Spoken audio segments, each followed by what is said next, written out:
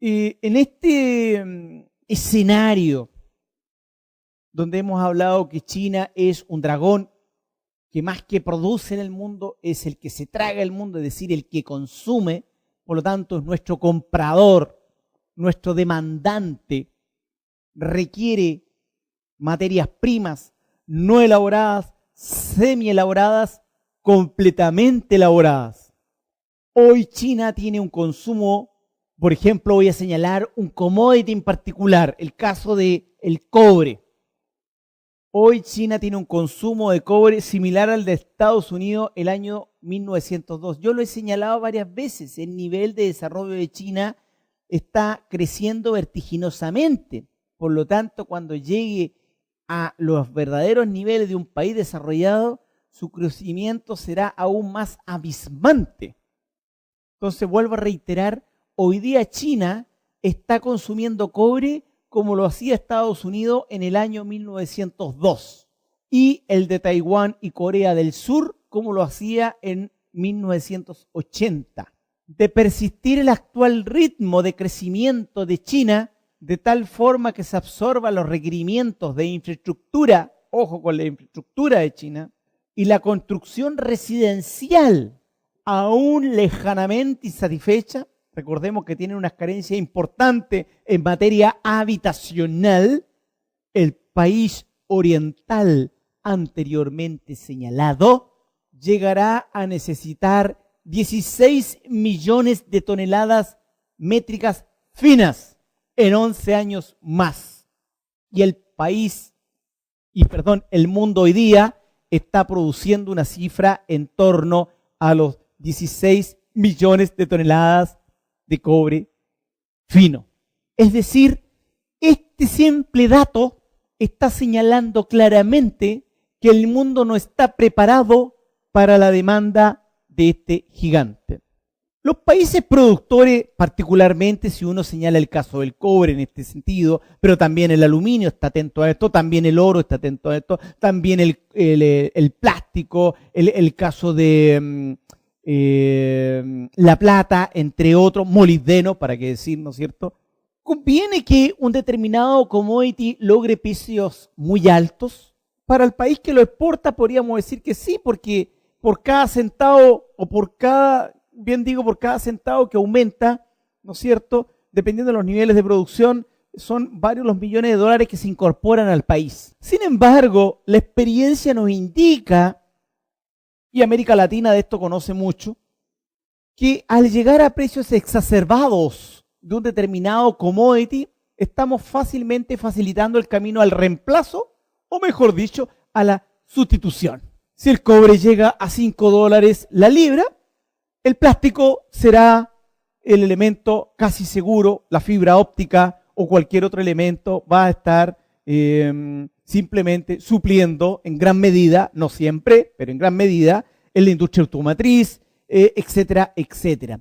Hay en algunos puntos específicos donde puede el elemento ser claramente insustituible y hay otros, ¿no es cierto?, determinados sectores en los cuales ciertamente se puede entrar a sustituir. ¿Qué mejor ejemplo que el caso de un automóvil? El automóvil con el tiempo ha ido perdiendo peso. Al perder peso, son menos los elementos que allí se utilizan. Pero por otra parte, un alto porcentaje del peso del cobre, ¿qué es lo que es?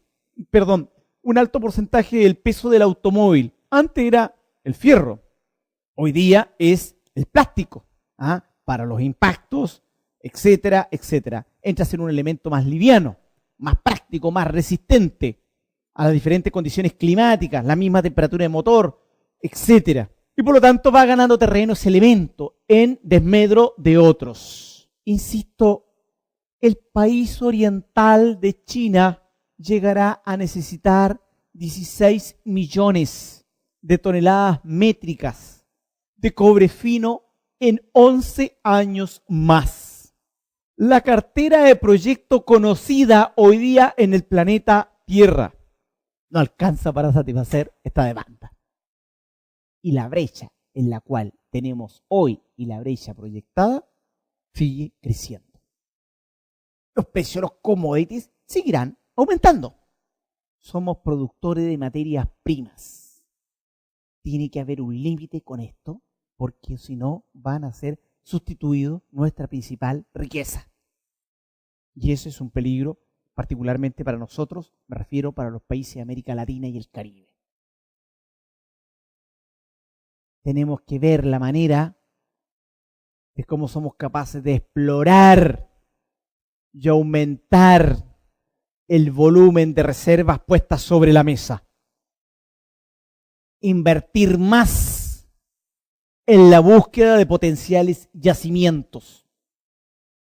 Aumentar la oferta de recursos para poder enfrentar estos desafíos que son efectivos, evidentes, y donde hay muchos estudios que lo fundamentan, que lo respaldan, que señalan lo que aquí hemos indicado de manera bastante acuiciosa. India, el segundo país más poblado del mundo. India, a diferencia de China, es una economía que depende mucho más de los servicios que de la industria. Tiene necesidades de infraestructura, mejorar la conectividad entre los pueblos y las ciudades.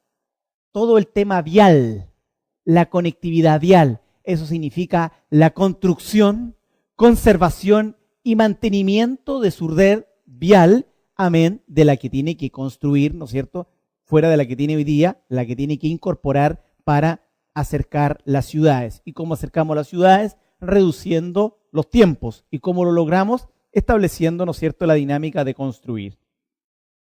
En consecuencia, hemos dicho, tiene necesidad de infraestructuras aún mayores que China, la India. El año 2007, India consumió 506.000 toneladas métricas de cobre fino. 506.000 toneladas métricas de cobre fino. 2,8% del consumo global, un solo país. Si uno lo divide esto por la población, uno determina allí que el consumo es 0,45 kilos. Algo similar a lo que consumía China en 1990.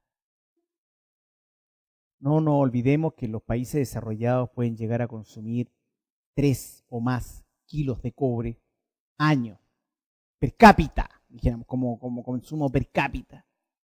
Por eso que aquí hay una cosa tremendamente explosiva, porque están dadas las condiciones como para que este país dé un salto cuántico, y así China, la India y otros países emergentes están recién prendiendo la llama en el tema del consumo,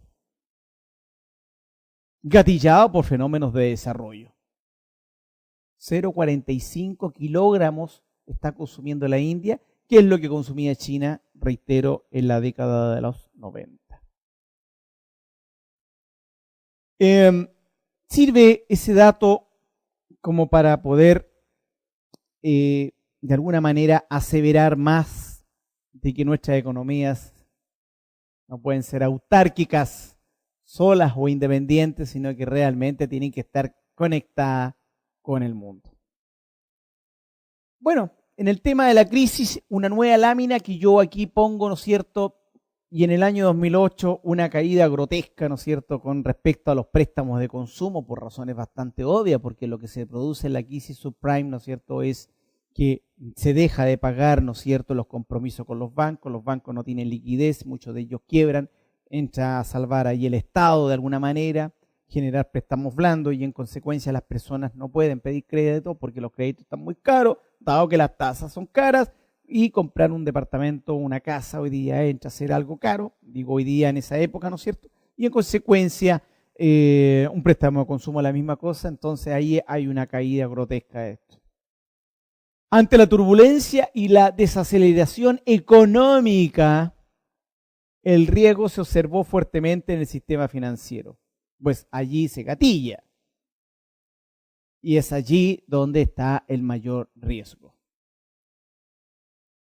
Así, los estándares de préstamo se contrajeron fuertemente por las razones que ya hemos explicado, ¿no es cierto? Particularmente en el caso de Estados Unidos y ciertamente en Europa. lo que aún es un riesgo importante para la recuperación económica. Y ahí observamos el caso de Portugal, de Grecia, España, Irlanda, ¿no es cierto?, con respecto a esta materia. Y la disposición a otorgar crédito de otorgar crédito es evidentemente baja. ¿Por qué? Porque, les vuelvo a reiterar, allí hay una situación de daño económico, alza de tasas, y eso me hace inaccesible el que yo pueda pedir un crédito a tasas razonables, es decir, a tasas más competitivas y donde no tenga que pagar tanto, ¿no es cierto?, por el préstamo que estoy pidiendo. ¿Cómo baja el consumo interno? También lo baja a nivel internacional y por ende los intercambios comerciales se ven de alguna manera seriamente dañados y los países de manera natural entran a privilegiar los recursos que son insustituibles y entre eso obviamente la mayor dinámica está en los alimentos. Entonces, cuando uno plantea esto, ¿no es cierto?, y lo respalda con cifras, y lo respalda con fuentes serias como lo que hemos señalado en el Banco Mundial, Fondo Monetario Internacional, Naciones Unidas, analistas internacionales, consultores internacionales, bancos centrales, ministerios de varios países, etcétera. Entonces, uno puede decir, mire, aquí hay evidencia con respecto a estas conductas que están tomando estos países, que están teniendo estos países, y por lo tanto aquí hay un elemento incentivo a lo que podría venir a futuro. En este contexto, ¿no es cierto?, India tiene mucho más potencial que China desde el punto de vista de desarrollo. O sea, India está recién prendiendo lo que es en su consumo y ya lo habíamos dicho, está en torno a los 0,45, ¿no es cierto?, kilos por persona. Entonces, India, reitero, tiene mucho más potencial que China para el consumo, ¿no es cierto?, particularmente habíamos dicho del caso del cobre, pero también se da con el fierro, también se da con el aluminio y también se da con el oro y la plata. Cabe destacar que más del 80% de cobre que demanda China se orienta a la demanda interna en infraestructura, es decir, estamos hablando claramente, ¿no es cierto?, lo que habíamos ya señalado en láminas anteriores y que tiene que ver con mejorar su conectividad, cómo somos capaces de poder estar conectados, ¿no es cierto?, con las diferentes ciudades, pueblos, asentamientos humanos donde viven personas y que por lo tanto mediante un camino, una vía, una carretera pueda unir estos pueblos. Y eso requiere, ¿no es cierto?, importantes cantidades de fierro, de cobre, etc. Y todo lo que es la misma construcción, ¿cierto? Inversión residencial, tendidos eléctricos, etc., telecomunicaciones, y al menos el 20% del consumo cuprífero se destina a la industria exportadora, es decir, en el fondo, del 100% que está adquiriendo, un 80% es netamente naturaleza interna y el 20% es lo que ellos están exportando, ¿no es cierto? Muchas veces ya con un cierto valor agregado, que es lo que hacen los países orientales, compran un cobre a nivel de concentrado y lo están entregando, ¿no es cierto?, ya manufacturado, o sea, un producto terminado y con mayor valor agregado. Ello limita, ¿no es cierto?, el impacto de la eventual diseminación de una recesión en Estados Unidos en el mundo. Y esto es importante, o sea, limita significa, ¿no es cierto?, que de alguna manera China acota a que estas cosas no ocurran, ¿no es cierto?, de una recesión a nivel mundial, dado que le está entregando China, en el fondo le está entregando oxígeno, le está entregando sangre también, ¿no es cierto?, al resto para que mueva sus economías. Pero China sabe que esto no lo puede hacer solo, necesita de socios también en esta lógica, y es por eso que la apuesta es por economías sanas, buen manejo macroeconómicos, buen manejo de equilibrios sociales, ¿no es cierto?, derechos de todo tipo, libertades de consumo, políticas abiertas, etcétera, etcétera. Entonces, por ejemplo, ahora en lo próximo, ¿no es cierto?, el próximo año, el año fiscal 2012, la pregunta que muchos analistas hoy día se están planteando es, ¿el déficit de cobre será hasta el 2012? ¿Será hasta el 2012 el déficit de cobre? ¿Será hasta el 2012, ¿no es cierto?, el consumo que estamos teniendo en molibdeno, en fierro? ¿Ah? Es una pregunta que queda allí, ¿no es cierto? ¿Qué está pasando con la plata, etcétera? Hay un consumo importante que también la gatilla China, ¿no es cierto? Y que por ende, ¿qué está pasando con eso? O sea, ciertamente está dando pautas, ¿no es cierto?, de consumo importantes. Si uno lo lleva, por ejemplo, para el caso particular en lo que es la industria del cobre, si en relación a la presencia de altos precios del cobre y al eventual y negativo impacto del alza de todos los commodities en los márgenes, la economía china empezará a crecer a tan solo 6 y 7%. Si es que se ve dañada, ¿no es cierto?, la economía de China baja sus expectativas de crecimiento. Eso es peligroso, porque al bajar sus expectativas de crecimiento, los commodities también empiezan a bajar su participación con respecto a China. Hay un estudio para el caso del año 2010-2014, el consumo de cobre en China crecerá tan solo 4,7% anual. ¿No es cierto? El consumo de cobre en China crecerá tan solo 4,7% anual, muy por debajo del crecimiento de 2 dígitos de los últimos años, ¿no es cierto? Hay un gráfico que muestra las proyecciones futuras de oferta y demanda global de cobre, como también los pronósticos de crecimiento de consumo en el mundo y en China, India y Rusia, con test de estrés de desaceleración del consumo en China, pero aún con un dinámico crecimiento de la India.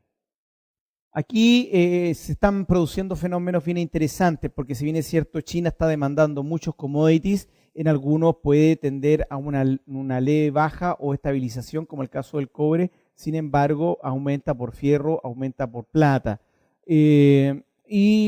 Por otra parte aparece India requiriendo más cobre, requiriendo más plata, etc. Eso es algo muy importante de tenerlo presente, ¿no es cierto?, a la hora de entender esta dinámica de economía de los minerales. Nuevamente ilustro, ¿no es cierto?, un gráfico con respecto a la crisis subprime y cómo esta, ¿no es cierto?, de alguna manera contrajo todo el crecimiento, ¿no es cierto?, en este caso Estados Unidos, y que esto finalmente lo llevó aparejado al resto de los países. Los países, vuelvo a reiterar, están clasificados, ¿no es cierto?, con el triple A es menor riesgo, y después viene la B, 2B y 3B, ¿no es cierto? Y evidentemente que la idea de esto es, los niveles de riesgo que tengo en mi país van a quedar claramente definidos por los niveles de liquidez y solvencia que tiene cada país. Es decir, hay que preguntarle al Banco Central, ¿usted tiene suficientes divisas? ¿Cuál es, en el Ministerio de Hacienda y Economía, cuál es la capacidad que tiene para hacer frente a los cumplimientos de programas sociales en términos de inversión pública y gasto social, ¿no es cierto? ¿Cómo está eso? Porque eso se tiene que ver reflejado en condiciones de construcción de hospitales, de colegios, infraestructura, ¿no es cierto?, que mejora la calidad de las personas. Pero si el Estado no hace eso, que es un rol particularmente que él lo esté haciendo solo o con ayuda de privado, evidentemente que esto va de alguna manera a mermar en las condiciones de vida de las personas en ese país. A eso hace referencia esta lámina que yo he querido señalar en lo particular. Ahora, cuando uno ve estas situaciones, ¿no es cierto?, no deja de sorprenderse, nuevamente reitero, por lo que están haciendo los países asiáticos y particularmente China, en el sentido de que no debiera extrañar por lo menos que de aquí a 5 años tenemos consumo asegurado en muchos de los commodities, y a futuro este consumo va a seguir siendo importante. Ya señalábamos que India tiene una necesidad importante de infraestructura y por lo tanto su actual consumo de cobre hoy día es bajo. Es decir, para suplir esos consumos, esas necesidades de desarrollo que tiene India, necesariamente tiene que aumentar su consumo per cápita de cobre. Eso es lo que he tratado de señalar. Como se advierte en este test de estrés, ¿no es cierto?, el déficit entre la oferta y la demanda global de cobre se mantiene hasta el 2012, dijéramos. Y aún así no hay inventarios para absorber el déficit. Es decir, hoy día incluso los inventarios que se están manejando, que son los niveles de cobre estoqueado, ¿no es cierto?, o bien la cantidad de semana que una cantidad de cobre está allí para vender sin consumir, la verdad las cosas que se acota y cada día es menos. O sea, tenemos pocas semanas de stock almacenado y por lo tanto prácticamente lo que consumo es lo que produzco. Pero cuando se han gatillado, hemos tenido algunos yacimientos que han tenido problemas de paralizaciones, movimientos sindicales, agotamiento de leyes, automáticamente esto ha afectado la producción mundial, la oferta mundial, el elevamiento de precios, ¿no es cierto?, motivado por esta demanda insaciable que no ha quedado satisfecha por los niveles de oferta presentes en ese instante T. Entonces, vuelvo a repetir cómo se advierte con este test de estrés, ¿no es cierto? El déficit entre oferta y demanda global de cobre se mantiene hasta el 2012. Se mantiene hasta el año 2012 y aún así no hay inventarios para absorber estos déficits. O sea, los inventarios, vuelvo a reiterar, están muy acotados hoy día, con muy pocas semanas de subsistencia. La única forma de absorber el déficit es ajustando el consumo por la vía de las alzas de precio, que es una cuestión matemática financiera básica, ¿no es cierto? ¿Qué es lo que hace, no es cierto? Se sube el precio, al subir el precio, los países determinan muy bien las cantidades exactas que van a comprar. Por tanto, lo más probable es que el precio del cobre se mantenga, ciertamente, para el caso del cobre, sobre las $3 la libra, ¿no es cierto? Hoy día estamos viendo un precio sostenido de $4 la libra. Cosa similar está pasando con el precio del petróleo, en la cual hoy día el consumo de petróleo ha aumentado y su precio también ha aumentado fuertemente, y eso de alguna manera también complica los sectores de transporte y otros sectores al ver, ¿no es cierto?, un precio de petróleo muy elevado. Para el caso de los commodities, la plata, el oro, el platino, el molibdeno, el cobre, insisto nuevamente, el tener un persistente crecimiento de esto sin tener una cota, simplemente está propiciando, facilitando, creando las condiciones para que el día de mañana tengamos estos elementos parcialmente, no digo totalmente, pero parcialmente sustituidos. Entonces eso es claro, un alza en el precio propicia la sustitución de ese bien. Entonces hay un gráfico en el cual, ¿no es cierto?, muestra notoriamente algunas situaciones que pasaron desde el año 2001, cuando en medio de la recesión mundial que originó la caída del consumo del cobre, en el caso de Estados Unidos, ¿no es cierto?, del 15%, el consumo global cayó alrededor de un 3,4%, derrumbó el precio del cobre porque al caer el precio del cobre no se consumía y evidentemente se producen unos ajustes a nivel de mercado y tuvimos, por ejemplo, particularmente para este commodity, un precio de 70 centavos de dólar la libra, mientras que el consumo de cobre en China, India y Rusia crecía un 24,2%. Es decir, lo que hicieron ellos fue muy simple. Vieron un cobre que estaba deprimido, como siempre en ese instante Estados Unidos era el gatillante del desarrollo. Hoy día, reitero nuevamente, es China quien dice, oiga, mire, estas son las condiciones que está pasando con el desarrollo a nivel mundial. Entonces, en ese momento, cuando Estados Unidos bajó grotescamente un 15% su consumo de cobre, vino y China empezó a comprar a niveles del 24%, ¿no es cierto? Lo mismo que hizo India y Rusia. En el fondo, lo que hicieron ellos fue comprar volúmenes importantes, estoquearon volúmenes importantes, y lo que se hizo fue no para vender fundamentalmente, sabemos que vende apenas el 20%, sino fue para fortalecer aún más su industria de la construcción en todos los planos y de esa manera poder tener el recurso al precio más adecuado para ellos posible. Fue una oportunidad que existió y que se tomó. Fue el desacople perfecto, ¿no es cierto? Y hoy Rusia, India y China pesan mucho más en la economía mundial que hace 5 años atrás, incluso para qué decir 10 años atrás. Entonces yo creo que eso era muy bueno ponerlo en la palestra, ¿no es cierto? Ponerlo en la justa dimensión y allí, ¿no es cierto?, indicar los elementos que permitían que... ahora, en este análisis también, hay algunos estudios que organismos internacionales han estado haciendo. Uno aquí empieza de alguna manera a analizar qué está pasando con los commodities, ¿no es cierto? Y hay algunos estudios que indican de que entre los años, yo diría 2006, 2007 y 2008 hubo una especie, y particularmente 2007-2008 hubo una correlación, es decir, las variables se correlacionan, hubo una correlación, ¿no es cierto?, entre el euro y el oro, y esto es bien interesante, y esta correlación se acerca al 1, ¿sí? Estamos hablando de un 0,93, ¿no es cierto? Mientras el oro aumentaba, mejoraba la condición del euro, mientras mejoraba la condición del euro, mejoraba las condiciones del oro. Y esta es una correlación bien interesante que se puede observar por allá por el año 2008. Si uno empieza a ver esta moneda, porque aquí yo me detengo unos minutos en señalar, estamos hablando de esta correlación entre el euro y el oro. Euro-oro, obvio, ojo, el oro como commodity. Y por otro lado, esta correlación que se produce entre el euro y el petróleo. Entre el euro y el petróleo.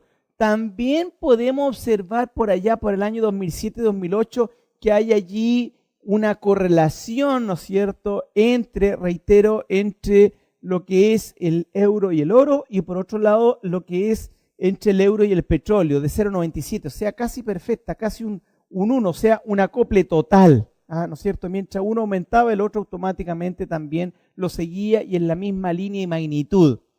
Entonces, acoplamiento yo le llamaría entre oro y euro, año 2008 aproximadamente, y algo del 2007, y acoplamiento en lo que es petróleo-euro, ¿no es cierto?, también en el año 2007-2008.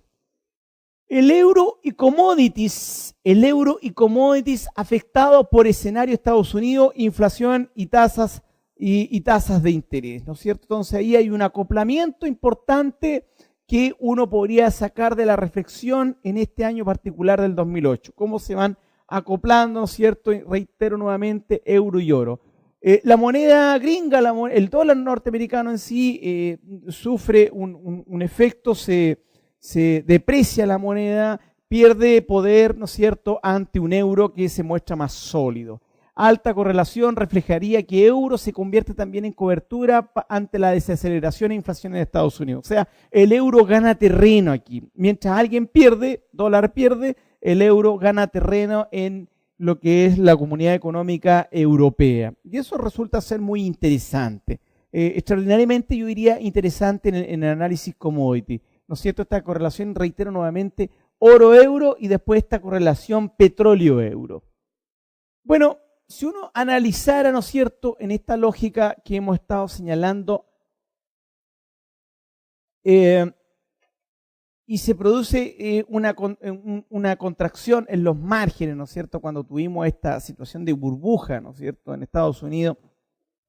También es importante poder reflexionar ahora con una mirada hacia adelante, de futuro. También se presenta un escenario de interrupción de la demanda por cobre asociado a la simulación de una eventual recesión de China 2010-2011. Lo que algunos han dicho, ¿no es cierto? Algunos analistas han dicho, oye, mira, de alguna manera China se tenía proyectado crecer a un 12% y hoy día va a estar creciendo un 8%. Yo diría que no va a tener recesión China. Es lo que esperamos todos por lo demás. Pero sin embargo, estos fenómenos transitorios que pasan, como el caso de Japón con su terremoto, maremoto y otras situaciones que se den en la zona, producen algún efecto en una economía, aunque sea muy madura, aunque sea muy potente, aunque sea muy desarrollada, ¿no es cierto? Un cierto shock con respecto a la demanda de commodity. Y obviamente esto señala finalmente un daño en el comercio internacional. Las relaciones siempre van a tender a ser buenas en general, sino lo que estamos hablando, ¿no es cierto?, de qué manera, cuánto yo estoy comprando. Entonces, algunos analistas dicen, ello ocurriría tan solo cuando China tenga un gasto interno mucho mayor al de hoy, con equilibrio o creciente déficit 50 corriente, cosa que no ha ocurrido. Hoy día estamos viendo que si por una escasez de cobre, una escasez de plata, una escasez de molibdeno, evidentemente esto afecta un poco el crecimiento porque tiene que pagar más para poder comprar eso, y por otra parte, ¿no es cierto?, su propia mano de obra interna en China ha estado mejorando sus niveles salariales. Evidentemente que eso también le complica un poco en su crecimiento, pero seguirá creciendo a el doble de lo que crece hoy día el mundo, o sea, sobre 8%, mientras el mundo ostenta un crecimiento en torno al 4% y América Latina sin duda que lo puede hacer a un 5%. Entonces, ante estas situaciones que pasan de shock, ¿no es cierto?, ¿qué hacen los bancos centrales? Los bancos centrales determinan si van a producir billete, van a fabricar billete, no van a fabricar billete, ¿no es cierto?, cuáles son las señales que van a hacer con respecto a las tasas, si van a aumentar en 1 punto, en 2 puntos, en 3 puntos las tasas, ¿no es cierto?, ¿para qué? Para controlar inflación. Si los bancos centrales en el fondo, ¿no es cierto?, tienen que ir viendo cómo se está comportando el nivel de inflación y para eso, de alguna manera, ellos tienen que ir jugando, ¿no es cierto?, con las tasas para poder ver este brote inflacionario. Y aquí yo muestro, por ejemplo, lo que le pasa a Inglaterra, lo que le pasa a la zona del euro, lo que le pasa a los países de América Latina y el Caribe, lo que le pasa a Estados Unidos, lo que le pasa a Japón en sus diferentes comportamientos. Hay muchas cifras con respecto a esto, pero lo que yo quisiera señalar que teniendo economías sanas, teniendo niveles de equilibrio, bajos niveles de corrupción, economías abiertas, evidentemente uno debiera esperar inversiones importantes, ¿no es cierto?, y niveles importantes de productividad. Deberíamos estar esperando niveles de crecimiento en los países, gatilladores de procesos de consumo, lo cual entra a ser positivo. Entonces, a eso hace referencia una figura con respecto a esta línea.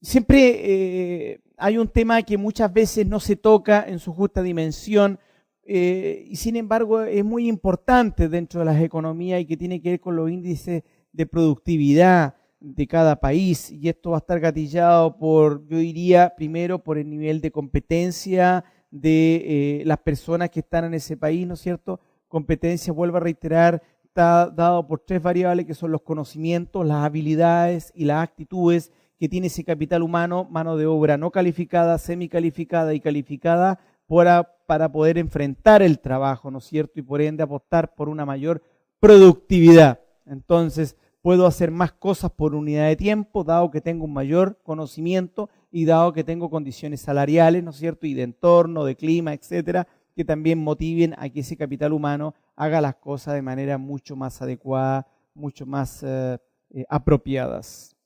En ausencia de nuevas alzas de la productividad, el alza del precio de los commodities está reduciendo los márgenes de las compañías, lo hemos dicho, ¿no es cierto?, particularmente en el caso de China, había mayores expectativas de crecimiento, bajan, pero sigue creciendo fuerte igual, ¿no es cierto? Entonces, el alza de precio de los commodities está reduciendo los márgenes de las compañías y está sembrando la semilla de la destrucción de la fortaleza del precio de las materias primas en el largo plazo, porque bien sabemos que un precio no puede crecer tampoco al infinito.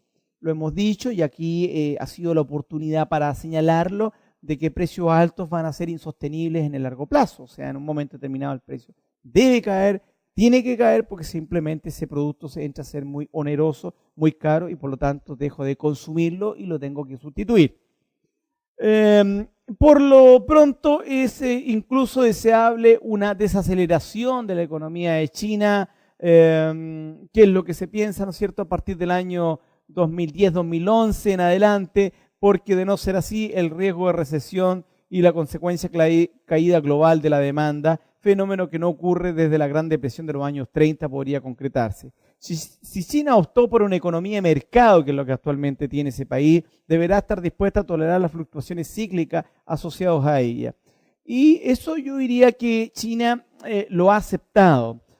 China ha asumido un liderazgo mundial en términos de crecimiento. Ellos no van a aflojar el crecimiento.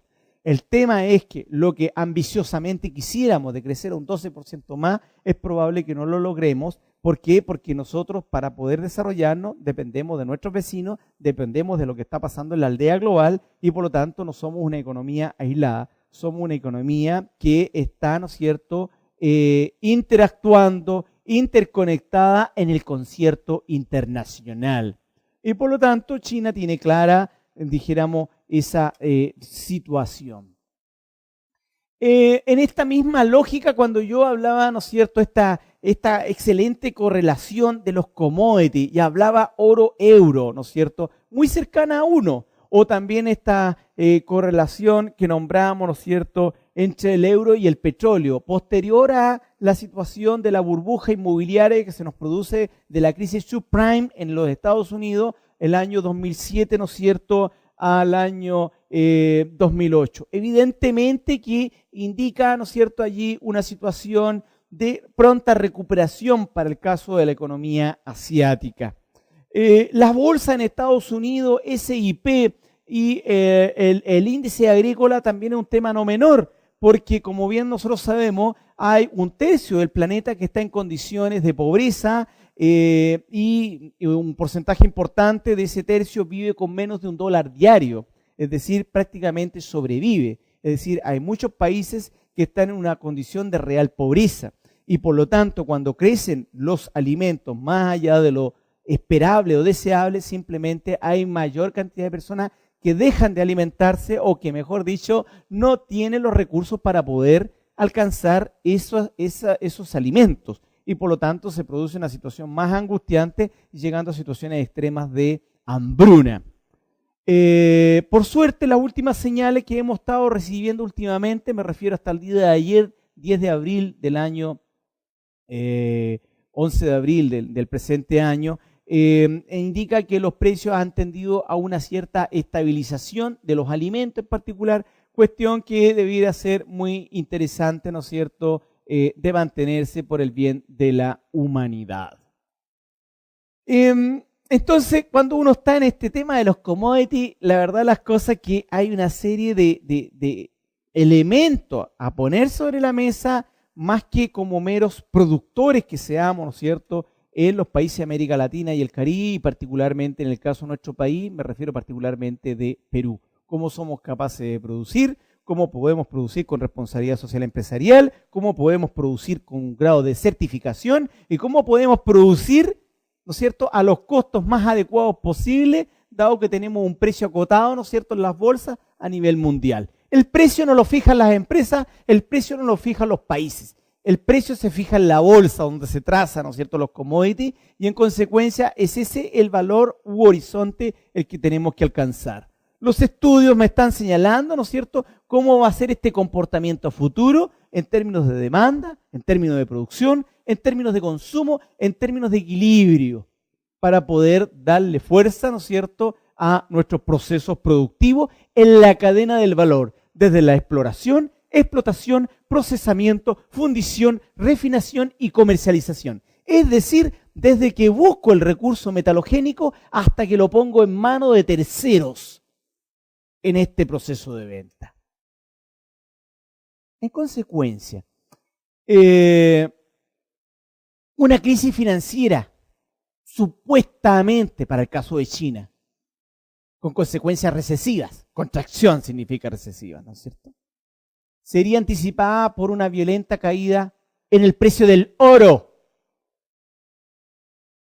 Ojo con eso, por favor. Veníamos diciendo que el oro estaba correlacionado después de la crisis subprime con el dólar. Y que la moneda, el euro, entra a ser una moneda mucho más dura de lo que es el dólar, que es la que ocupa la Comunidad Económica Europea. Entonces, la caída del precio del oro gatillaría, ¿no es cierto?, una crisis para el caso de China. La caída del yen, de su propia moneda, y una violenta apreciación del dólar en el mundo, un mejoramiento del dólar. Nosotros hemos podido ver que el dólar se ha estado depreciando, es decir, ha perdido terreno contra el euro. ¿Qué significa esto? Que el euro entra a ser una moneda más dura y el dólar una moneda menos dura. Y aquí diría, oiga, mire, me sube el commodity oro, mejora, se aprecia el dólar y esto no me huele bien para China. Y China empieza a contraer consumo de nosotros, que somos los países exportadores. Eso es un escenario. La rigidez cambiaria de China, ojo con esto, por favor. La rigidez cambiaria de China, hoy menos inflexible que antes, obvio, porque está sintonizada con la política de libre mercado, ¿no es cierto? Es el principal factor que puede exacerbar el impacto de una eventual crisis. Ellos ya tuvieron serias dificultades y serias discusiones con Estados Unidos con respecto, ¿no es cierto?, a el manejo de su propia moneda. En términos de paridad cambiaria, a eso me refiero. es el principal factor que puede exacerbar el impacto de una crisis. Afortunadamente, aún hay tiempo para que ello, ¿no es cierto?, para que ello suceda desde el punto de vista de llevar bien las cosas, a eso me refiero. En todo caso, China tendría una recesión cíclica y después una caída, habría un espacio para que la economía se recupere. Esto es mediante una especie de escenario que vamos a ver. Nadie de los que está aquí presente y los que no está aquí presente podría tener la seguridad de que estas cosas van a ocurrir tal cual. Lo que yo quiero señalar es que cuando uno está hablando del 2013, 2014, 2017, 2020, es porque se está apoyando en series de tiempo, se está apoyando en una serie de fenómenos que se les denomina hoy día en investigación prospectiva, eventos portadores de futuro que permitirían decir, mire, este país, como el caso de la India, tiene un fuerte requerimiento de infraestructura, con un consumo per cápita de 0,45 kilos, ¿no es cierto?, por persona, y tiene los recursos para adquirir ese commodity, y por lo tanto, ¿no es cierto?, va a tener una explosión en ese consumo. Y esto sería predecible. Ahora, ¿qué va a pasar con India? ¿Qué va a pasar con China en manejo de otras materias a nivel interno de ese país? Es algo que no tenemos la certeza porque está por ocurrir. Pero sí hay estudios, ¿no es cierto?, que están haciendo, reitero nuevamente, y que debieran servirnos de alguna manera para poder entender lo que está allí pasando. Por ejemplo, entender lo que está pasando a nivel inflacionario para el caso de Estados Unidos, para el caso de Japón, para el caso de la Unión Europea, para el caso de China, o bien para el caso de los países emergentes. La inflación estimada, que es la que nosotros esperaríamos, ¿no es cierto?, que eso va a repercutir en el cambio de precio de los productos, encarece la vida de las personas y por lo tanto la hace más inaccesible. Es allí donde pensamos de que hay una situación que evidentemente siempre debe ser estudiada como tal. Y por lo tanto es un aspecto que tiene que ser considerada desde la perspectiva medular, es decir, netamente central, se señalaba. Vuelvo a reiterar, ¿no es cierto?, que un aumento sostenido de las materias primas, para el caso de China, sumado a los mejoramientos sustantivos que están demandando las diversas capas sociales en materia salarial, evidentemente permiten reestimar nuevamente las condiciones de crecimiento para China.